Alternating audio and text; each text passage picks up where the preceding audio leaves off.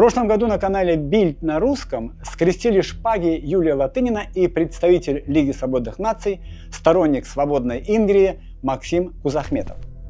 Обратите внимание на манеру общения госпожи Латыниной, подчеркнуто свысока. Мол, с кем тут говорить? Создание независимых государств для нее, цитирую, это виток деградации, и просто можно себе представить, как будет управляться какая-нибудь Вятская область, Чувашия, Мордовия и так далее. Врагу не пожелаешь, конец цитаты. А то, как управляется РФ сегодня, можно пожелать другу. Выдается за аксиому, что идеи независимости не популярны на местах. Но как же они могут быть популярными, если за них сажают в тюрьму и убивают?